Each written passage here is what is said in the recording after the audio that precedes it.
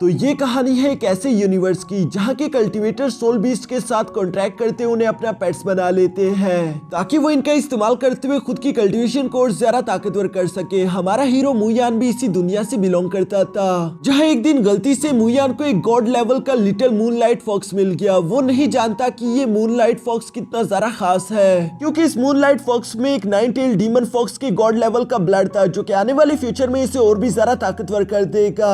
तो चलो फिर और ज्यादा वक्त ना जाया करते हुए हमारी इस कहानी को शुरू करते हैं। इस कहानी की शुरुआत आज से कुछ सालों पहले हुई, जहाँ पर एक स्काई ब्लू ड्रैगन ने दुनिया के सबसे ज्यादा ताकतवर बीस्ट के अंडे को चुरा लिया था। उसे पकड़ने के कई सारे लोग कोशिश भी करते हैं। वो सबके सब इस दुनिया के सबसे पावरफुल कल्टीवेटर थे, जिनका अकेले ही ये स्काई ब्लू ड्रैगन मुकाबला कर रहा था। लेकिन कई देर तक खुद को लगातार बचाने के बाद अचानक ही हम देखते हैं कि उन कल्टीवेटर्स ने मिलकर एक थंडर फॉर्मेशन का इस्तेमाल करते हुए स्काई ब्लू ड्रैगन पर अटैक कर दिया था, जिससे टकराकर वो नीचे मौजूद एक आइलैंड पर गिर जाता है। स्काई ब्लू ड्रैगन के पास ये एबिलिटी थी कि वो खुद को किसी भी दूसरे क्रीचर में कन्वर्ट कर सकता है। यहाँ इस वक्त वो एक सिल्क वर्म में ट्रांसफॉर्म हो चुका था, जिसकी वजह से वो कल्टीवेटर ना तो स्काई ब्लू ड्रैगन को पकड़ पाए ना उस अंडे को ढूंढ पाए। ये कहानी इसी तरह से इतिहास में गुम होकर रह गई। इसके बाद हम लोगों को कुछ सालों बाद का सीन दिखाया जाता है, जहाँ पर यांग फैमिली ने चू फैमिली पर अटैक कर दिया था। चू फैमिली ऑलमोस्ट पूरी तरीके से बर्बाद हो चुकी थी। हमारा हीरो मुयान यहाँ पर अपनी फैमिली को बर्बाद होता हुआ देखकर अपने दोस्तों के साथ फौरन जंगल की तरफ भाग गया,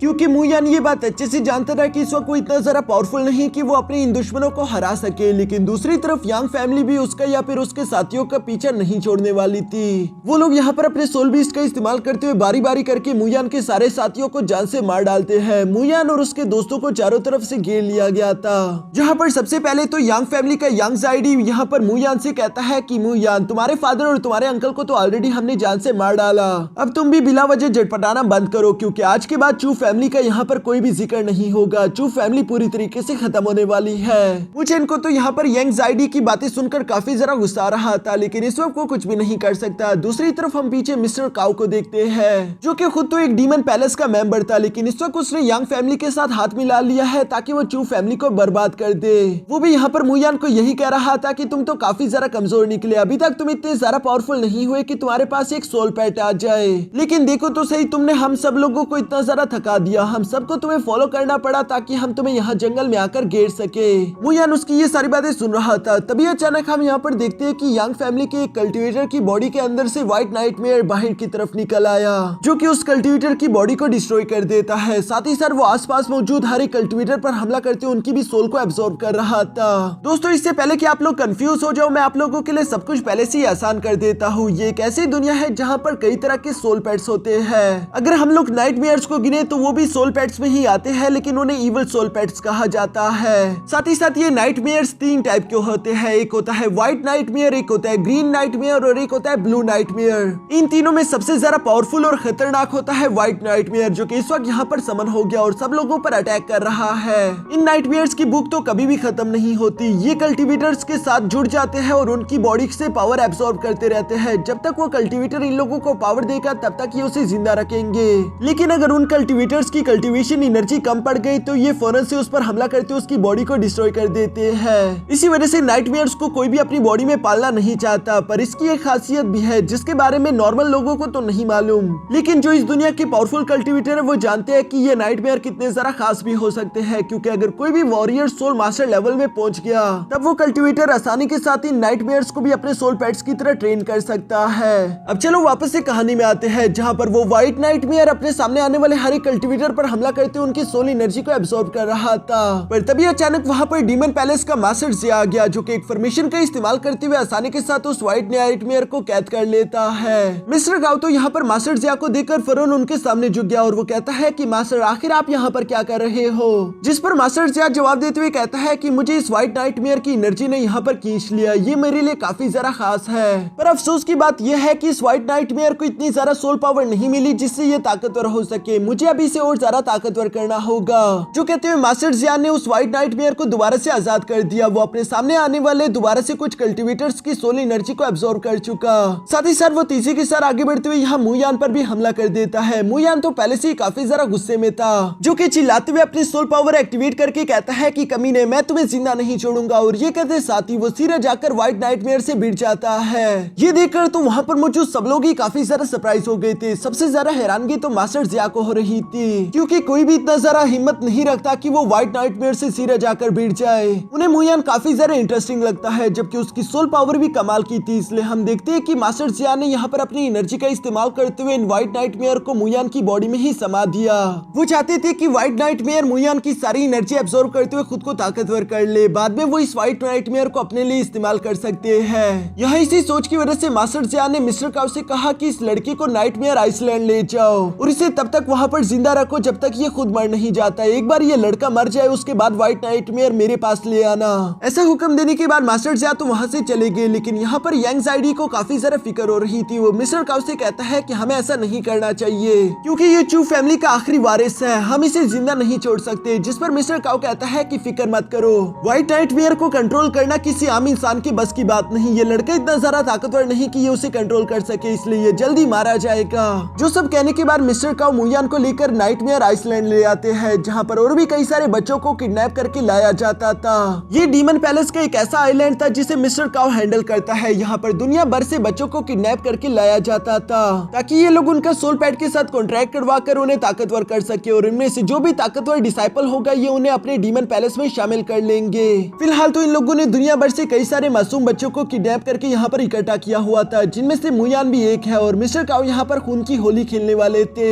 बेशक वो जानते रहे कि ये सारे के सारे बच्चे यहाँ पर सरवाइव नहीं कर सकते, इसलिए वो मैड वुल्फ्स का इस्तेमाल करते हुए चारों तरफ से इन्हें घिरवा लेता है। इन मैड वुल्फ्स के सामने जो भी बच्चा है इनमें कोई रहम नहीं, ये अपने सामने आने वाले हर एक इंसान की यूं ही जान लेते जा रहे थे। मिस्टर काउ को तो ये सब देखकर बहुत ही मजा आ रहा था, जबकि दूसरी तरफ नीचे मुयान को कुछ समझ नहीं आ रही थी कि आखिर वो क्या करे, क्योंकि इस वक्त उसकी फाइटिंग एबिलिटी इतनी अच्छी नहीं कि वो किसी सोल बीस्ट के साथ फाइट कर सके। तभी अचानक वहाँ पर एक मोटू सा लड़का जिसका नाम जाओ शेंगमू था, वो खुद को बचाने के लिए यहाँ मुयान और एक लड़की को पकड़कर फौरन उन बीस्ट के सामने फेंक चुका, जो देखकर मिस्टर काउ तो काफी ज्यादा खुश हो गए, क्योंकि उन्हें इस मोटू की बेरहमी काफी पसंद आई। वो सोच रहे थे कि ये बड़ा होकर एक अच्छा कल्टिवेटर बन सकता है। जबकि नीचे की तरफ हम देखते हैं कि मैड वुल्फ ने तेजी के साथ आगे की तरफ बढ़ते हुए यहाँ मुयान पर भी अटैक करना शुरू कर दिया, जिसे मुयान साइड पर हटते हुए डॉज कर लेता है। मुयान ने चूंकि वो अटैक डॉज कर लिया था, इसलिए मैड वुल्फ सामने आने वाली उस लड़की टैंग यू पर हमला करने वाले थे। मुयान जंप करते हुए फौरन उसे भी साइड पर हटाते हुए बचा लेता है। वो लड़की तो मुयान का शुक्रिया अदा कर रही थी, लेकिन मुयान जवाब देते हुए कहता है कि अभी तक ये जंग खत्म नहीं हुई, ये मैड वुल्फ्स काफी ज्यादा खतरनाक है, तुम्हें अपनी नजरें इन लोगों से नहीं हटानी होगी। तभी अचानक हम देखते हैं कि उस मैड वुल्फ ने तेजी के साथ आगे बढ़ते हुए यहाँ कुछ स्लैश का इस्तेमाल करते हुए अपने पंजों से मुयान पर हमला कर दिया, जिन्हें डॉज करने की मुयान अपनी पूरी कोशिश करता है, लेकिन चूंकि वो एक बीस्ट था इसलिए वो तेजी के साथ हमला करते हुए मुयान को हिट कर चुका। मुयान इस हमले की वजह से इंजर्ड भी हो चुका था, लेकिन इससे पहले कि वो मैड वुल्फ यहाँ मुयान की जान ले पाता, तभी अचानक हम देखते हैं कि वक्त खत्म हो गया और इस खून की होली को वहीं पर रोक दिया गया था, जो देखकर मिस्टर काउ को तो काफी ज्यादा गुस्सा आ गया। वो अपने सर्वेंट से सवाल करते हुए पूछते हैं कि आखिर तुमने ये रोक क्यों दिया, जिस पर सर्वेंट डर के मारे जवाब देते हुए कहता है कि आधे से ज्यादा बच्चे मारे जा चुके हैं और रूल के हिसाब से हमें आधे बच्चों को जिंदा रखना होगा, जिस पर तो मिस्टर काउ के पास भी अब कोई ऑप्शन नहीं बचता। वो अपने सामने मौजूद उन जिंदा बच्चों से कहते हैं कि मुबारक हो, तुम लोगों ने ये कंपटीशन सरवाइव कर लिया, इसलिए अब तुम लोगों को इजाजत है कि तुम लोग इस पूरे के पूरे आइलैंड में जिंदा फ्रीली घूम सकते हो। लेकिन ये मत सोचना कि तुम लोगों के पास ज्यादा वक्त है, तुम लोगों के पास है सिर्फ 3 महीने। इन 3 महीनों में तुम लोगों को अपने लिए कुछ सोल पेट्स ढूंढने होंगे, जिन्हें ट्रेन करके तुम्हें ताकतवर करना होगा, क्योंकि 3 महीनों बाद यहाँ पर एक बार फिर से इसी तरह का कंपटीशन होगा। तब तुम में से सिर्फ 10 लोग ही यहाँ से जिंदा निकल पाएंगे, उसके अलावा बाकी के सब मारे जाएंगे। ये सब कहते हुए मिस्टर काउ मन ही मन में खुश हो रहे थे और वो कहते हैं कि मुयान तुम्हारे पास जीने के लिए बस सिर्फ कुछ दिन ही है। दूसरी तरफ मुयान यहाँ इस कंपटीशन के खत्म होने के बाद अपनी फैमिली के आखिरी निशाने को उठाने के लिए जैसे आगे की तरफ बढ़ता है, तभी अचानक हम देखते हैं कि शेंगमू ने उस पर अपना पैर रख दिया और वो यहाँ मुयान पर हंसते हुए कहते हैं कि देखो तो सही, ये तो चू फैमिली का मुयान है, तुम तो काफी ज्यादा नोबल फैमिली से थे, लेकिन देखो तो सही अब तुम भी हमारी तरह यहाँ पर आ चुके हो। जरा बचकर, ऐसा ना हो कि तुम किसी बात पर मुझे गुस्सा दिला दो और मुझे तुम्हारी जान लेनी पड़े। ऐसी बातें कहते हुए मोटू शेंगमू यहाँ मुयान पर हंसते हुए वहाँ से चला गया, जबकि मुयान उसकी परवाह नहीं करता, बल्कि वो अपना पेडेंट उठाकर वापस से अपने रूम में आ चुका, जहाँ वो अपनी आज की फाइट में मिले हुए जख्मों पर मलहम पट्टी लगा ही रहा था, लेकिन ये उसके लिए मुश्किल है। तभी अचानक हम देखते हैं कि वही लड़की टैंग यू भी वहाँ पर आ गई, जो कि मुयान से कहती है कि लाओ मैं तुम्हारी मदद कर देती हूँ। इसके बाद हम देखते हैं कि टैंग यू ने वो मरहम पट्टी मुयान के जख्मों पर लगा दी थी। साथ ही साथ वो मुयान का शुक्रिया भी अदा करती है, क्योंकि मुयान ने आज उसकी जान बचा ली, जिस पर मुयान जवाब देते हुए कहता है कि अभी तक तुम्हारी जान बचे नहीं, इतनी जल्दी खुश मत हो, क्योंकि ये नाइटमेयर आइलैंड है, यहाँ पर मौत का कोई पता नहीं चलता। टैंग यू तो ये सुनकर काफी ज्यादा परेशान हो चुकी थी और वो मुयान को जवाब देते हुए कहती है कि हाँ तुमने बिल्कुल सही कहा। जबकि दूसरी दूसरी तरफ मुयान यहाँ बिना वक्त जाया करते हुए फौरन अपना डैगर लेकर रात के अंधेरे में ही बाहर की तरफ रवाना हो गया ताकि वो जल्द से जल्द अपने लिए एक सोल पैड ढूंढ सके।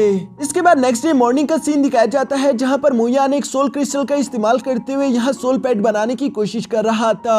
पहले दिन मुयान को यहाँ पर अपने सामने एक रेड कलर की फॉक्स देखती है जो कि मुयान का सोल क्रिस्टल खाकर वहाँ से भाग गई। मुयान उस फॉक्स को नहीं पकड़ना चाहता था क्योंकि वो काफी जरा कमजोर है, बल्कि वो कहता है कि यार मेरा सोल क्रिस्टल बेवजह जाया हो गया। पर साथ ही साथ मुयान को ये बात समझ नहीं आ रही थी कि आखिर उस रेड कलर के फॉक्स के माथे पर एक मून का निशान कैसे था। इसके बाद नेक्स्ट डे हम देखते हैं कि मुयान एक बार फिर से चारा बिछाकर दोबारा से दरख्त के ऊपर चढ़ गया था जहाँ पर वो अपने शिकार के आने का इंतजार करता है। साथ ही साथ उसे भूख लग गई थी तो वो कुछ खा भी रहा था। तभी अचानक उसे झाड़ियों में कुछ हिलता हुआ दिखता है जो कि कोई और नहीं बल्कि एक सिल्क वॉर्म था। जो सिल्क वॉर्म तो मुयान को भूखा लगा, इसलिए मुयान अपना थोड़ा सा खाना उस सिल्क वॉर्म को भी खिलाने के लिए पेश कर देता है। और दोस्तों आप लोग तो जानते ही होंगे कि आखिर ये सिल्क वॉर्म कितना ज्यादा पावरफुल और खतरनाक हो सकता है। मुयान को तो अभी तक इस बात का कोई अंदाजा नहीं, वो तो उसे क्यूट समझकर बस अपने पास रख लेता है। इसके बाद तभी अचानक मुयान को नीचे की तरफ एक बीस्ट दिखाई दिया जो कि लेवल 9 का बीस्ट था। लेकिन मुयान जानता था कि वो इतने ज्यादा पावरफुल बीस्ट को भी अपने कंट्रोल में नहीं रख सकता, इसलिए इसे पकड़ने का भी कोई फायदा नहीं। यहाँ उस पावरफुल बीस्ट के जाने के बाद मुयान जब थोड़ा सा निराश हो ही चुका था तभी अचानक उसके सामने एक ब्लू कलर की स्टार फॉक्स आ जाती है जो कि मुयान के बिछाए हुए चारे की तरफ फौरन से बढ़ते हुए उसे खा चुकी। मुयान को ये देखकर काफी ज्यादा अफसोस हुआ क्योंकि वो भी सिर्फ एक लेवल 2 की बीस्ट है। मुयान उसे अपना सोल क्रिस्टल छीनना चाहता था लेकिन तब तक वो फॉक्स वहाँ से भाग गई, यानी कि मुयान का बिछाया हुआ चारा एक बार फिर से जाया हो गया।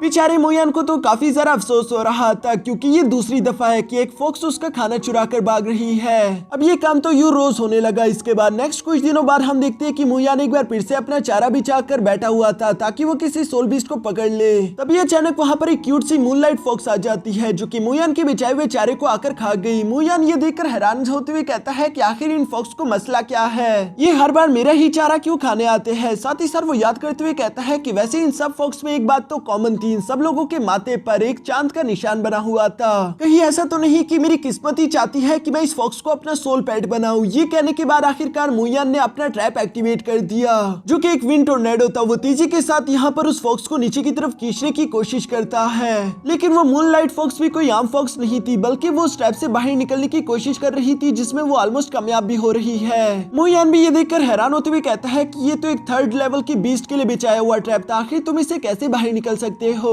क्योंकि तुम मुझे इतने ज्यादा ताकतवर तो नहीं लगते। दूसरी तरफ वो मूनलाइट फॉक्स यहाँ से अपनी जान बचाकर भागने ही वाला था। तभी अचानक हम देखते हैं कि मुयान का वो सिल्क वॉर्म अपने सिल्क का इस्तेमाल करते हुए फौरन से मूनलाइट फॉक्स को जकड़ चुका जिसकी वजह से वो भाग नहीं पाती। मुयान भी ये देखकर सरप्राइज होते हुए कहता है कि मेरे नन्हे दोस्त, मुझे मालूम नहीं था कि तुम्हें सिल्क फेंकने भी आता है। साथ ही साथ मुयान जब यहाँ नीचे मौजूद लिटिल मूनलाइट फॉक्स के पास आया तो वो पहले तो मुयान से डर रही थी। मुयान भी उसे आराम से देखते हुए समझ जाता है कि इसे तो चोट लगी है और वो ये भी समझ गया था कि ये मूनलाइट फॉक्स तो एक म्यूटेटेड फॉक्स है। म्यूटेटेड बीस्ट असल में ऐसे बीस्ट होते हैं जो कि लो लेवल से खुद को हाई लेवल में ट्रांसफॉर्म कर सकते थे।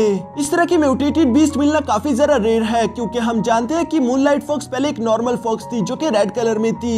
उसके बाद जब उसने सोल क्रिस्टल खाया तो ये खुद को ब्लू स्टार फॉक्स में कन्वर्ट कर चुकी है और अब ये मूनलाइट फॉक्स में बदल चुकी है। ये सब जानकर तो मुयान को काफी ज्यादा अच्छा लगा और उसे एक उम्मीद भी मिल गई कि हो सकता है कि आने वाले फ्यूचर में ये फॉक्स और भी ज्यादा ताकतवर हो जाए। इसलिए मुयान फैसला कर लेता है कि वो इस लिटिल मूनलाइट फॉक्स को अपना सोल पेट बनाएगा। पर इसके लिए उसने जैसे ही फॉर्मेशन एक्टिवेट की दूसरी तरफ मूनलाइट फॉक्स काफी ज्यादा झटपटा रही थी। वो मुयान पर काफी ज्यादा एग्रेसिव हो रही थी जिस पर मुयान उसे शांत कराते हुए कहता है कि मेरी छोटे दोस्त प्लीज शांत हो जाओ, मैं तुम्हें चोट नहीं पहुंचाने वाला। ये कहते हुए मुयान उसे टच करने की भी कोशिश करता है जहाँ पर मूनलाइट फॉक्स ने तो गुस्से के साथ उसके हाथ पर चक्की काट ली थी। मुयान का हाथ थोड़ा सा इंजर्ड भी हो गया। दूसरी तरफ मुयान उसे शांत कराते हुए कहता है कि मेरे नन्हे दोस्त मेरी बातों को समझने की कोशिश करो, तुम अभी के लिए काफी ज्यादा कमजोर हो और इस खतरनाक आइलैंड पर सरवाइव करना तुम्हारे लिए काफी ज्यादा मुश्किल होगा, बिल्कुल मेरी तरह। अगर हम दोनों अकेले अकेले सरवाइव करते रहे तो हम दोनों ही मारे जाएंगे, इसलिए मुझे तुम्हारा साथ चाहिए। अगर तुम मेरा साथ देने के लिए तैयार हो जाओ तो मैं तुमसे वादा करता हूँ कि हम दोनों ही इस आइलैंड से बाहर चले जाएंगे। मूनलाइट फॉक्स तो यहाँ पर मुयान की ये अच्छाई देखकर थोड़ा सा शांत हो गई थी और उसने अब झटपटाना बंद कर दिया। मुयान भी उसे सिल्क से आजाद करते हुए कहता है कि अगर तुम मेरा साथ देने के लिए तैयार हो जाओ तो आज के बाद हमें कभी भी अकेले फाइट नहीं करनी होगी। मूनलाइट फॉक्स भी यहाँ पर काफी अच्छे से रिएक्ट करती है, यानी कि वो मुयान की सोल पेट बनने के लिए तैयार हो चुकी थी।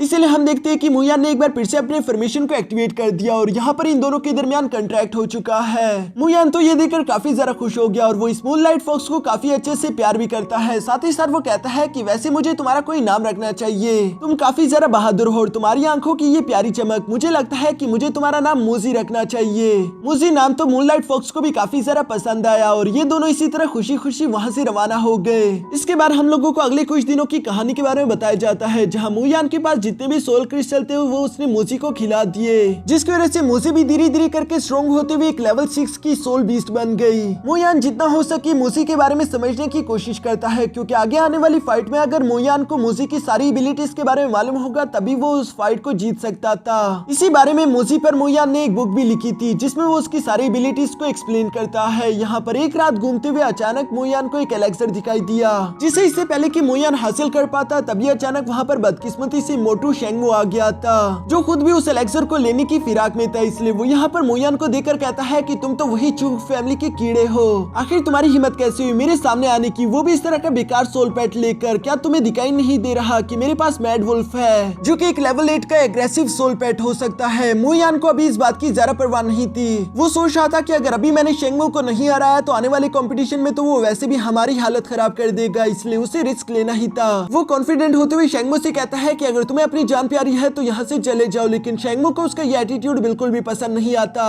बल्कि उल्टा वो अपने मैड वुल्फ को हुक्म देते हुए यहाँ मूजी पर अटैक करवाना शुरू कर देता है, जहाँ मूजी उसके हर एक हमले से खुद को बचाते हुए उसे डॉज कर रही थी। मुयान यहाँ पर मूजी को हुक्म देते हुए कहता है कि फौरन अपने शैडो टेलीपोर्टेशन टेक्निक का इस्तेमाल करो, जो सुनकर मूजी ने इस टेक्निक का इस्तेमाल करना शुरू कर दिया और वो इस टेक्निक की वजह से टेलीपोर्ट होकर हर एक हमले को डॉज करते हुए साइड पर हट जाती है। ये देखकर शेंगमू हंसते हुए कहता है कि तुम लोगों को सिर्फ डॉज करने के अलावा लगता है कुछ नहीं आता, वैसे भी ये एक छोटी सी फॉक्स है, इसके पंजे मेरी मैड वुल्फ का क्या बिगाड़ सकते हैं, क्योंकि मेरी मैड वुल्फ का डिफेंस बहुत ज्यादा स्ट्रॉन्ग है। जो सुनकर मुयान जवाब देते हुए कहता है कि अच्छा, यानी कि तुम अपने मैड वुल्फ की चिल्लाने की आवाजें सुनना चाहते हो। ये कहते साथ ही उसने मूजी को हुक्म दे दिया कि जाओ और अटैक करो। मूजी भी मुयान की ये बात सुनकर फौरन तेजी के साथ टेलीपोर्ट होते हुए मैड वुल्फ के ऊपर आ गई, जहाँ पर वो अपने पंजे का इस्तेमाल करते हुए उसे काफी बुरी चोट लगा देती है। इस अटैक की वजह से मैड वुल्फ को काफी ज्यादा दर्द हुआ, जबकि शेंगमू भी हैरान होते हुए कहता है कि मेरा मैड वुल्फ तो एक लेवल 6 का बीस्ट है, आखिर ये मामूली फॉक्स मेरी मैड वुल्फ को अपने पंजों से घायल कैसे कर सकती है। ये सब कहते हुए शेंगमू को भी अब काफी ज्यादा गुस्सा आ गया था। वो अपने मैड वुल्फ को एक बार फिर से मूजी पर अटैक करने के लिए आगे की तरफ भेज देता है, जहाँ पर मूजी ने एक बार फिर से अपने क्लॉ टेक्निक का इस्तेमाल करते हुए उसे हिट करके पीछे हटा दिया। शेंगमू को कुछ भी समझ नहीं आ रहा, इसलिए मुयान यहाँ पर हंसते हुए मूजी से कहता है कि चलो इन्हें अपनी रियल आइडेंटिटी दिखाओ, जो सुनकर मूजी अपने रियल फॉर्म में आ गई। मूजी को इस फॉर्म में देखकर तो शेंगमू काफी ज्यादा सरप्राइज हो गया। वो कहता है कि ये तो एक लेवल 9 की मूनलाइट फॉक्स है, आखिर इस मुयान को इस तरह की बीस्ट मिली कहाँ से। मुझे अभी के अभी इस मुयान का किस्सा यहीं पर खत्म करना होगा, वरना आने वाली कंपटीशन में ये मुझे सब लोगों के सामने बेइज्जत कर देगा। ये सब कहते हुए शेंगमू गुस्सा होकर अपने बीस्ट को आगे की तरफ भेजते हुए यहाँ मूजी पर अटैक करवाना शुरू कर देता है, जहाँ पर मूजी लगातार अपने शैडो टेलीपोर्टेशन टेक्निक का इस्तेमाल कर रही थी, जिसकी वजह से तो उसे एक भी अटैक हिट नहीं हो पा रहा था। ये सब देखकर शेंगमू गुस्सा होते हुए अपने मैड वुल्फ से कहता है कि अपना ब्लड लस्ट एक्टिवेट कर लो, जो सुनकर अचानक यहाँ मैड वुल्फ की बॉडी से काफी ज्यादा एनर्जी अनलीश होना शुरू हो गई थी, जिसे देखकर तो मुयान भी कहता है कि ये बिल्कुल अच्छा नहीं हुआ। मैड वुल्फ अपने ब्लड लस्ट को एक्टिवेट करने के बाद काफी ज्यादा खतरनाक हो जाते हैं। अब मूजी को जरा और ज्यादा संभल कर रहना होगा। दूसरी तरफ हम देखते हैं कि यहाँ ब्लड लस्ट को एक्टिवेट करने की वजह से मैड वुल्फ की रफ्तार काफी तेज हो चुकी थी। वो तेजी के साथ आगे की तरफ बढ़ते हुए मूजी को हिट करने ही वाला था, लेकिन लास्ट मोमेंट पर मुयान उसे हुक्म देते हुए कहता है कि शैडो टेलीपोर्टेशन टेक्निक को एक्टिवेट करो, जो सुनकर मूजी उसे एक्टिवेट करते हुए दूर हट गई। और दूसरी तरफ शेंगमू यहाँ पर अपने मैड वुल्फ से कहता है कि इस फॉक्स को सांस मत लेने दो, जो सुनकर वो मैड वुल्फ ऐसा ही करता रहा। वो लगातार मूजी पर अटैक्स करता जा रहा था, जहाँ मुयान मूजी से कहता है कि ये दूरी बनाकर रखो जब तक मैं कुछ सोच नहीं लेता, जो सुनकर मूजी भी तेजी के साथ टेलीपोर्ट होते हुए एक दरख्त के ऊपर चढ़ गई। लेकिन दूसरी तरफ शेंगमू अब गुस्सा होते हुए मूजी से कहता है कि अगर तुम अभी के अभी नीचे नहीं आई तो मेरा मैड वुल्फ तुम पर नहीं बल्कि तुम्हारे मालिक मुयान पर हमला करेगा, जो सुनकर तो मूजी को मजबूरन नीचे आना पड़ा। अब वो भाग नहीं सकती थी, बल्कि वो सामने से मैड वुल्फ का मुकाबला करने की कोशिश करती है, जहाँ मैड वुल्फ उस पर भारी पड़ने लगा। ये देखकर तो मुयान भी मूजी की जान बचाने के लिए अपना डैगर निकालकर आगे की तरफ बढ़ते हुए मैड वुल्फ पर हमला करने की कोशिश करता है, लेकिन मैड वुल्फ ने फौरन जंप करते उसके हाथ को जकड़ लिया। मूजी की हालत तो ऑलरेडी खराब हो चुकी थी, जबकि दूसरी तरफ मैड वुल्फ यहाँ पर मुयान की भी जान लेने वाला था। ये सब देखकर शेंगमू बहुत ही खुश हो जाता है। यहाँ सिचुएशन काफी ज्यादा खराब हो चुकी थी। मूजी अपनी जगह पर खड़ी नहीं हो पा रही, जबकि उसे मुयान की चिल्लाने की आवाजें आ रही थी। ये सब चल ही रहा था कि तभी अचानक यहाँ पर चांदनी रोशनी मूजी की बॉडी पर पड़ना शुरू हो गई, जिसकी वजह से मूजी की बॉडी से बहुत ज्यादा एनर्जी अनलीश हो जाती है। उसकी बॉडी पर लगा हुआ हर एक जख्म खुद ब खुद ही हील हो गया, जो देखकर मुयान या फिर शेंगमू दोनों को ही कुछ समझ नहीं आ रहा था। जबकि अब मूजी एक बार फिर से अपने पैरों पर खड़ी हो चुकी थी और वो दिखने में अब पहले से काफी ज्यादा पावरफुल और खतरनाक लग रही है। उसकी आंखों से काफी ज्यादा खतरनाक ऑरा निकल रहा था, जबकि साथ ही साथ वो यहाँ पर अपने डबल किल स्लैश टेक्निक का इस्तेमाल करते फौरन उस मैड वुल्फ को वहीं पर जान से मार डालती है। यहाँ चूंकि शेंगमू का सोल पपेट मारा गया, इसलिए उसकी कल्टीवेशन काफी ज्यादा कमजोर हो चुकी थी। और जैसा कि दोस्तों मैंने आप लोगों को बता दिया था कि अगर किसी भी इंसान की बॉडी में एक नाइटमेयर हो और उस आदमी की कल्टीवेशन कमजोर हो जाए तो वो नाइटमेयर उसकी बॉडी को पूरी तरीके से डिस्ट्रॉय कर देता है। यहाँ पर भी बिल्कुल ऐसा ही हुआ, क्योंकि शेंगमू की बॉडी में भी एक ग्रीन कलर का नाइटमेयर था जो कि बाहर आते उसकी बॉडी को जलाकर राख कर चुका। मोयान तो ये सब देखकर अपने मन में कहता है कि मुझे जल्द से जल्द खुद को ताकतवर करना होगा, क्योंकि अगर मैं ताकतवर ना हुआ तो मेरा भी बिल्कुल शेंगमू जैसा हाल होगा, क्योंकि मेरी बॉडी में भी एक व्हाइट नाइटमेयर है। यहाँ ये सब कहने के बाद मोयान अपने सामने मौजूद उस मैड वुल्फ की बॉडी से उसका सोल क्रिस्टल बाहर निकाल लेता है, जिसे लेने के बाद ये दोनों अभी वहाँ से जाने ही वाले थे कि तभी अचानक मोयान के सर में काफी ज्यादा दर्द होने लगा और वो परेशान होते हुए कहता है कि नहीं, ये बिल्कुल अच्छा नहीं हो रहा। आखिर व्हाइट नाइटमेयर इतनी जल्दी एक्टिवेट कैसे हो गया? इस नाइटमेयर एक्टिवेशन की वजह से मोयान को तो काफी ज्यादा तकलीफ हो रही थी। साथ ही साथ मूसी चूंकि अब मोयान से कनेक्टेड है, इसलिए वो भी दर्द में है। जबकि दूसरी तरफ व्हाइट नाइटमेयर यहाँ मोयान की बॉडी से बाहर आकर उसकी सोल पावर को एब्जॉर्ब कर रहा था, जो देखकर मोयान चिल्लाते हुए कहता है कि कमीने नाइटमेयर, क्या तू बेवकूफ है? तुझे समझ क्यों नहीं आ रही? अगर तू मुझे कल्टीवेशन ही नहीं करने देगा तो मैं तुझे सोल पावर्स कैसे खिलाऊंगा? जिस पर उस व्हाइट नाइटमेयर को तो कोई फर्क नहीं पड़ता और वो लगातार यहाँ पर मोयान की सोल पावर एब्सॉर्ब करता रहा। जैसे उसकी भूख मिट गई, वो वापस से मोयान की बॉडी के अंदर चला जाता है। मोयान भी वापस से होश संभालते हुए कहता है कि इस कमीने ने तो मेरी 80% सोल पावर को एब्सॉर्ब कर लिया, मुझे जल्द से जल्द खुद को रिकवर करना होगा। दूसरी तरफ मूसी को भी यहाँ मोयान दर्द में देखकर फौरन उसके पास चला जाता है, क्योंकि पिछली फाइट में उसे थोड़ी बहुत इंजरीज हो चुकी थी। मोयान यहाँ पर मूसी के जख्मों पर मरहम लगाने के बाद उसे वापस से सोल सी के अंदर भेज देता है ताकि वो रेस्ट कर सके, जबकि वो खुद भी अपने घर की तरफ रवाना हो गया। नेक्स्ट डे हम यहाँ पर देखते हैं कि मिस्टर काउ का सर्वेंट फौरन भागता भागता उनके पास आकर उन्हें बताता है कि हमें जंगल में शेंगमू की लाश मिली है। जो जानकर तो मिस्टर काउ को काफी जरा गुस्सा आ गया था, क्योंकि उसे शेंगमू काफी पसंद आया था। उसे लगता था कि शेंगमू में टैलेंट है। वो अपने सर्वेंट को डांटते हुए कहता है कि आखिर शेंगमू को किसने जान से मारा, जिस पर सर्वेंट जवाब देते हुए कहता है कि कल तो सब लोग अपने कैंप्स में थे, मैं नहीं जानता कि आखिर उसके साथ ये सब किसने किया होगा। मिस्टर काउ यहाँ पर हुक्म देते हुए कहता है कि ठीक है, सब बच्चों को एक जगह पर इकट्ठा करो। जो सुनकर वो सर्वेंट ऐसा ही करने के लिए वहाँ से रवाना हो गया, जबकि मिस्टर काउ अपने मन में कह रहा था कि बहुत अफसोस की बात है, मुझे शेंगमू में टैलेंट दिखा था, मुझे लगा था कि अगर मैं उसे डीमन पैलेस भेज दूं तो शायद मुझे कुछ इनामात मिलेंगे, लेकिन अब मेरे सारा किया किराया दरिया रह गया। दूसरी तरफ सब बच्चों को इकट्ठा करने के बाद मिस्टर काउ उन लोगों से सवाल करते हुए पूछता है कि बताओ आखिर कल रात शेंगमू को किसने जान से मारा। जो सुनकर तो सब लोग आपस में बातें करते हुए कहते हैं कि शेंगमू के पास तो एक लेवल 8 का मैड वुल्फ था ना, फिर आखिर उसे कौन जान से मार सकता है। जबकि मिस टेंगियो तो मुयान की रूममेट है, इसलिए वो समझ गई थी कि जरूर ये मुयान नहीं किया होगा, क्योंकि कल रात वो जख्मी हालत में रूम में आया था। दूसरी तरफ मिस्टर काउ को चूंकि इतना जरा गुस्सा था, इसलिए वो यहाँ पर इन लोगों को माफ नहीं करता, बल्कि वो इनसे कहता है चूंकि तुम लोगों ने यहाँ के रूल्स तोड़े और मेरी इजाजत के बगैर एक दूसरे की जान ली, इसलिए तुम लोगों का कल के कल ही कंपटीशन होगा, जिसमें से सिर्फ 10 लोग ही सर्वाइव कर सकते हैं, बाकी तुम लोग आपस में एक दूसरे के साथ फाइट करते हुए एक दूसरे की जान लोगे। ये सुनकर मोयान थोड़ा सा परेशान हो गया था, क्योंकि मूसी अभी बुरी कंडीशन में है, उसकी पुरानी इंजरीज भी अभी तक हील नहीं हुई। इसके बाद हम लोगों को रात का सीन दिखाया जाता है, जहाँ मोयान शांति के साथ सो रहा था। टेंगिया धीरे धीरे से मोयान के पास आने की कोशिश करती है, तभी अचानक मोयान फौरन से जाग गया। जहाँ इससे पहले कि वो टेंगिया पर हमला कर पाता, टेंगिया कहती है कि रुक जाओ, ये मैं हूँ, मुझे पढ़ाई करने के लिए सोल बीस्ट की बुक चाहिए थी। जो सुनकर मोयान वो बुक लेकर यहाँ टेंगिया को दे देता है। दूसरी तरफ टेंगिया मोयान से कहती है कि तुम काफी जरा डरावने हो, जिस पर मोयान जवाब देते हुए कहता है कि तुम ही बताओ आखिर इस आइलैंड में ऐसी क्या चीज है जो कि डरावनी नहीं। यहाँ पर हम सब लोग ही एक दूसरे की जान लेने के लिए आए हुए हैं, तुम्हें होशियार और ताकतवर होना ही होगा, तभी तुम यहाँ पर सरवाइव कर सकती हो। जिस पर टेंगिया यहाँ पर मोयान से कहती है कि मुझे मालूम है कि तुमने ही शेंगमू को जान से मारा है और वो काफी जरा ताकतवर भी था, लेकिन शेंगमू से भी जरा 2 ताकतवर और इंसान है, जिनमें से पहला है फेंगू और दूसरा है जी किंग। अब चूंकि शेंगमू तुम्हारे रास्ते से हट चुका है तो तुम्हारे अगले दोनों टारगेट यही होने चाहिए, वरना ये तुम्हें हराकर आगे निकलने की कोशिश करेंगे। जिस पर मोयान जवाब देते हुए कहता है कि रात काफी हो गई और कल के दिन हमें फाइट भी करनी है, इसलिए शांति के साथ सो जाओ। इसके बाद हम लोगों को नेक्स्ट डे यहाँ कंपटीशन वाला दिन दिखाया जाता है, जहाँ पर होस्ट इन लोगों को कंपटीशन के रूल समझा रहा था। वो बताता है कि तुम टोटल 40 लोग हो, हमने 40 को 2 ग्रुप्स में डिवाइड कर दिया, 20-20 लोग हर एक ग्रुप में, जिसका मतलब ये है कि तुम में से हर एक 2 डिसाइपल को आपस में फाइट करनी होगी और तुम 20 में से सिर्फ 10 ही जीत कर आगे आएंगे। ऐसा करने की वजह से दोनों ही ग्रुप से 10-10 मेंबर जीत कर आगे आएंगे और उन 10-10 जीते हुए मेंबर्स की आपस में फाइट कराई जाएगी। जिन 20 में से जो भी 10 क्वालिफाई करेंगे वही होंगे सर्वाइवर्स और बाकी सब यहाँ पर जान से मारे जाएंगे। जाएंगे। ये सुनकर मोयान परेशान होते हुए अपने मन में कहता है कि मूसी की कंडीशन पहले ही ठीक नहीं और मुझे यहाँ पर 2 फाइट्स लड़नी होगी, दोनों को जीतना भी होगा। मैं कोशिश करूंगा कि मूसी को ज्यादा फाइट ना करने दूं। दूसरी तरफ मिस्टर काओ भी यहाँ पर मौजूद इन बच्चों को और ज्यादा डराते हुए कहता है कि ये तुम लोगों के पास सरवाइव करने का आखिरी मौका होगा, इसलिए अपने दुश्मन पर रहम मत करना, अगर हो सके तो उसके टुकड़े टुकड़े कर देना, तभी तुम लोग जिंदा रह पाओगे। जो सारी बातें सुनकर बहुत सारे बच्चे तो सहम गए थे, जबकि एक बच्चा बेकाबू होते हुए कहता है कि मुझसे यह नहीं होगा, मैं यहाँ से जाना चाहता हूँ। ये कहते हुए वो बच्चा डर के मारे यहाँ से भागना चाहता था, लेकिन तभी अचानक मिस्टर काओ ने अपने फेयर वुल्फ को बाहर निकाल लिया, जो कि तेजी के साथ जाते हुए उस बच्चे की जान ले लेता है। ये फेयर वुल्फ दिखने में काफी ज्यादा खतरनाक लग रहा था, जिसे देखकर तो बाकी बच्चे काफी ज्यादा घबरा चुके थे। उन्हें एक बात तो समझ आ चुकी थी कि यहाँ पर फाइट करके जीतने के अलावा हम लोगों के पास दूसरा कोई रास्ता नहीं।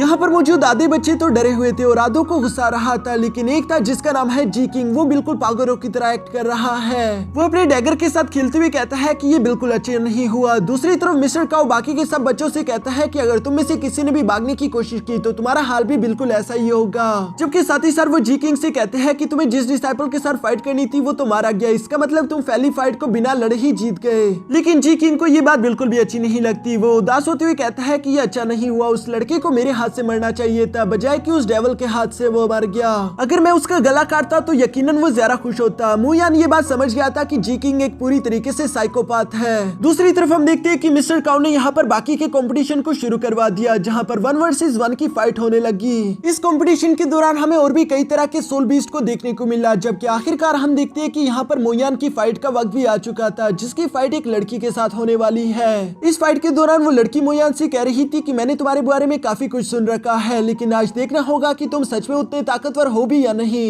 ये सब कहते हुए वो लड़की यहाँ पर मोयान के साथ चालाकी करते हुए अपने पास से एक पॉइजनियस हर्ब निकाल चुकी थी। इससे पहले कि वो उससे मोयान पर थ्रो कर पाती, मोयान ने फौरन अपने डैगर को निकालते हुए तेजी के साथ उस लड़की के हाथ पर थ्रो कर दिया, जिसकी वजह से उस पॉइजनियस हर्ब का जितना भी पॉइजन था वो उस लड़की के हाथ में चला जाता है और इस लड़की की यहीं पर मौत हो गई। मिस्टर काओ भी काफी ज्यादा एक्साइटमेंट के साथ ये मैच देख रहा था, क्योंकि मोयान को तो जरा सी भी मेहनत नहीं करनी पड़ी अपने फर्स्ट राउंड को जीतने के लिए। बाकी के सब लोग भी आपस में बातें करते हुए कहते हैं कि मोयान तो वाकई में काफी ज्यादा शातिर निकला, वो पहले से ही नजर रखे हुए था कि वो लड़की क्या कर रही है। अगर इस लड़की ने अपने पॉइजनियस हर्ब का इस्तेमाल कर लिया होता तो उसके बाद मोयान का हारना तय था, लेकिन मोयान ने अपनी समझदारी का मुजाहरा करते हुए पहले ही उस लड़की को उसी की जाल में फंसा दिया। दूसरी तरफ मिस्टर काओ तो मोयान को मरवाना चाहता है, इसलिए वो अपने सर्वेंट को बुलाकर उसके कान में बोलता है कि मोयान की अगली फाइट जी किंग के साथ करवा दो, क्योंकि जी किंग काफी ज्यादा खतरनाक है और जी किंग मोयान को जान से मार डालेगा। असल में मिस्टर काओ ने यांग फैमिली से कुछ पैसे लिए थे कि वो मोयान की जान लेगा, जिसके लिए वो ये सब करने का सोचता है। दूसरी तरफ सर्वेंट ने भी मिस्टर काओ की बात मानते हुए बिल्कुल ऐसा ही किया, उसने अगली फाइट मोयान की यहाँ पर जी किंग के साथ फिक्स करा दी।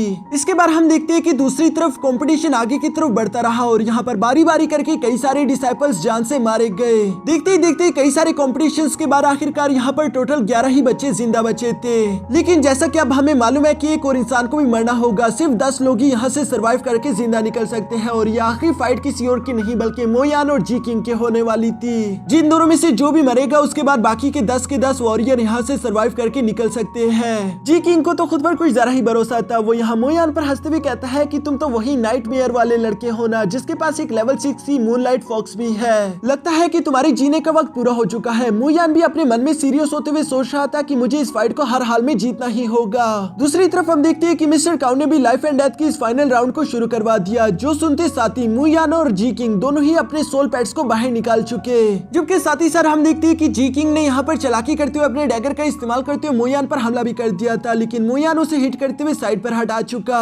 जी किंग हंसते हुए कहता है कि मुझे माफ कर देना, मेरा डैगर मेरे हाथ से छूट गया। साथ ही साथ हम देखते हैं कि जी किंग का जो सोल पपेट था वो एक स्केली सरपेंट है। स्केली सरपेंट अपने पॉइजन के लिए काफी ज्यादा फेमस है। जी किंग उसे हुक्म देते हुए कहता है कि आगे बढ़ो और इस फॉक्स को जकड़ लो। दूसरी तरफ हम देखते हैं कि मूसी भी बिना वक्त जाया करते हुए तेजी के साथ जंप करते हुए यहाँ स्केली सरपेंट पर अटैक कर देती है, जहाँ पर उसके पंजों का स्केली सरपेंट पर जरा सा भी असर नहीं हुआ।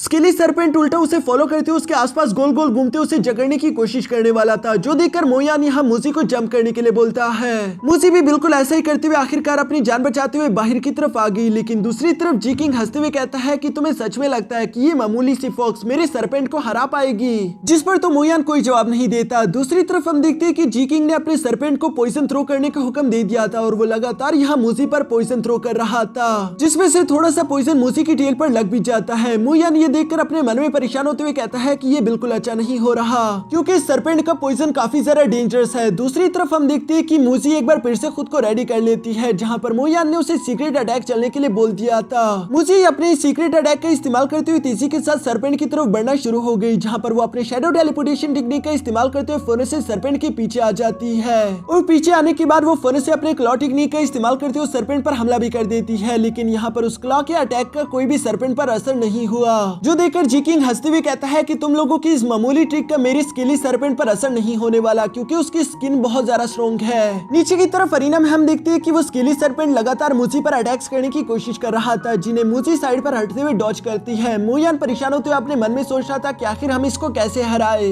वो सिचुएशन को समझने की कोशिश करता है, तभी अचानक हम देखते हैं कि मूजी के दिमाग में एक आइडिया आ गया। वो फौरन अपने डैगर का इस्तेमाल करते हुए यहाँ जी किंग पर हमला कर चुका, जो देखकर वो स्केली सरपेंट अपने मालिक को बचाने के लिए फौरन उसके आसपास घूम जाता है ताकि वो उसे प्रोटेक्ट कर सके। और मूचिन की यही तो चाल थी। वो यहाँ पर मूजी को हुक्म देते हुए कहता है कि यही मौका है, आगे बढ़ो, क्योंकि इस वक्त वो सरपेंट अपनी जगह से मूव नहीं कर पाएगा। मूजी भी इस मौके का फायदा उठाते हुए मूनलाइट स्प्लैश का इस्तेमाल करते हुए कई सारे हमलों से उस सरपेंट पर अटैक कर चुकी थी, जिन हमलों की वजह से मूजी बहुत वीक हो चुकी थी। उसके पैरों ने कांपना शुरू कर दिया था और उस पर पॉइजन का भी धीरे धीरे असर हो रहा है। लेकिन दूसरी तरफ उस स्केली सरपेंट की बॉडी इतनी ज्यादा सख्त थी कि उस पर एक भी स्ट्राइक का असर नहीं हुआ था। बाहर की तरफ मौजूद ऑडियंस में से एक लड़की यहाँ पर टेंग्यू से कहती है कि तुम्हारा रूममेट तो हारने वाला है, क्योंकि तुम देख पा रही हो कि उसका बीस्ट कितना ज्यादा कमजोर हो गया। जिस पर टेंग्यू जवाब देते हुए कहती है कि तुम नहीं जानती कि मोयान क्या कर सकता है, इतनी जल्दी कोई भी फैसला मत करो। जबकि साथ ही साथ वो अपने मन में मोयान के लिए प्रे करते हुए कह रही थी कि मोयान तुम्हें जीतना ही होगा। ये सुनकर साथ मौजूद वो लड़की कहती है कि लगता है तुम्हें मोयान से प्यार हो गया, इसलिए तुम ये बहकी बहकी बातें कर रही हो, वरना सब लोग देख पा रहे हैं कि मोयान यहाँ पर हार जाएगा। नीचे की तरफ जी किंग भी हंसते हुए मोयान से यही कह रहा था कि तुम्हारी ये फॉक्स तो मेरे स्नेक का डिफेंस पेनिट्रेट नहीं कर पा रही, तो क्यों ना अब मैं तुम्हारी इस फॉक्स को जान से मार डालूं, एटलीस्ट मेरे स्नेक का पेट तो भर जाएगा। जो सब कहते हुए जी किंग ने हंसते हुए यहाँ पर अपने स्केली सरपेंट से कहा कि अपनी इवल बाइट टेक्निक का इस्तेमाल करो। जो सुनते साथ ही अचानक हम देखते हैं कि उस स्केली सरपेंट की एनर्जी बदल गई थी और एक पिंक कलर का औरत से चारों तरफ से घेर चुका था। मोयान भी ये देखकर बहुत ज्यादा परेशान हो जाता है, क्योंकि सब लोगों को ये बात मालूम थी कि अगर स्केली सरपेंट ने अपनी इवल बाइट टेक्निक को एक्टिवेट कर लिया तो उसकी बॉडी में कितना सारा पॉइजन आ जाता है। इस टेक्निक से तो कोई भी सोल पेट नहीं बच सकता।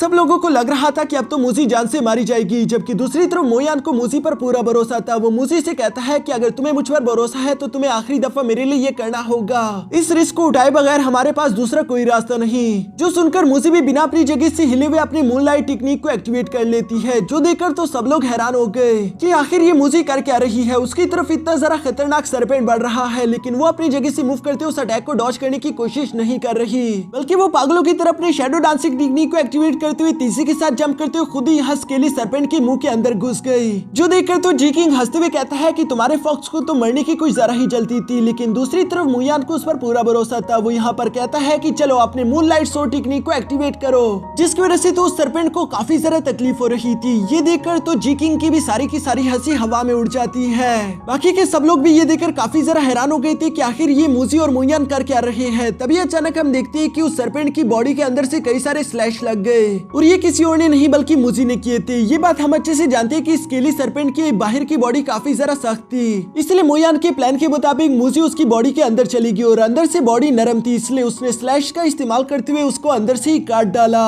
ऐसा करने के बाद वो आसानी के साथ उस सरपेंट को जान से मारकर कूल तरीके से निकलकर बाहर आ जाती है, जो देखकर तो सब लोगों की आंखें पटी की पटी ही रह गई। जी किंग को तो ये सब देखकर यकीन ही नहीं आ रहा था, लेकिन वो ये बात भी जानता है कि वो किसी भी नाइटमेयर के हाथों खुद को डिवोर नहीं करेगा, बल्कि वो उल्टा ही शर्मिंदगी से बचने के लिए वहाँ पर मौजूद डैगर को उठाकर खुद ही अपना गला काट लेता है, क्योंकि उसको यही मौत मंजूर थी। मोयान यहाँ पर जी किंग को देखते हुए बोलता है कि ये पूरी तरीके से पागल हो चुका था। मोयान को उसकी जरा सी भी परवाह नहीं, बल्कि वो मूजी को वापस से अपने सोल स्पेस में बेच चुका। साथ ही साथ वो अपना डैगर उठाकर वहाँ से जाने ही वाला था, लेकिन पीछे की तरफ मिस्टर काओ गुस्सा होते हुए अपनी एनर्जी एक्टिवेट करके कहता है कि मैं समझ गया, तुम ही हो वो इंसान जिसने उस रात शेंगमू को जान से मारा था, और तुमने साथ ही साथ मुझसे झूठ भी बोला, अब तुम्हें इसकी सजा मिलेगी। ये सब बोलते हुए मिस्टर काओ अपने फेयरवुल्फ को लेकर फोनो से अरीना में जंप कर देता है, जहाँ पर वो धीरे धीरे मोयान के पास आकर उसे तकलीफ पहुंचा रहा था। मूजी जो कि मोयान की इस वक्त सोल स्पेस में थे, उससे काफी जरा गुस्सा आ जाता है। वो बाहर की तरफ आते हुए मिस्टर काउस पर हमला करना चाहती थी, लेकिन मोयान उसे समझाते हुए कहता है कि नहीं, तुम इस वक्त बहुत ज्यादा इंजर्ड हो, तुम बाहर नहीं आ सकती, वरना ये तुम्हें जान से मार डालेगा। मोयान जितना हो सके मूजी को बाहर आने से रोकने की कोशिश कर रहा था, जबकि दूसरी तरफ मूजी को मोयान की परवाह थी, इसलिए उसकी बेशक जान ही क्यों ना चली जाए, लेकिन वो बाहर आकर मोयान को प्रोटेक्ट करना चाहती है। यहाँ इससे पहले कि मिस्टर काओ मोयान को जान से मार पाता या फिर मोजी बाहर निकल पाती, तभी अचानक हम लोगों को यहाँ पर मिस्टर जिया की आवाज आ गई, जो कि मिस्टर काओ को याद दिलाते हुए कहता है कि फिलहाल इस लड़की की बॉडी में मेरा व्हाइट नाइटमेयर है और तुम इस वक्त इस लड़के को जान से नहीं मार सकते, क्योंकि मेरी व्हाइट नाइटमेयर को होल्ड करना किसी की भी बस की बात नहीं और ये लड़का उसे कुछ वक्त और अपने पास रखकर और ज्यादा ताकतवर कर सकता है। मास्टर जिया के हुक्म की वजह से मिस्टर काओ को मजबूरन मोयान को जिंदा छोड़ना पड़ा। साथ ही साथ वो यहाँ पर कहता है कि मोयान का रूममेट कौन है, इसे लेकर यहाँ से चले जाओ। जो सुनकर तो टेंगिया फौरन आगे की तरफ बढ़ते हुए मोयान को अपने कंधे पर लेकर वहाँ से रवाना कर लेती है, लेकिन मोयान जाने से पहले काफी जरा गुस्से में था। इसके बाद हम लोगों को यहाँ रात का सीन दिखाया जाता है, जहाँ मोयान मोजी के साथ बातें करते हुए कह रहा था कि मैं जल्दी इस आइलैंड से बाहर निकलने का रास्ता ढूंढ लूंगा।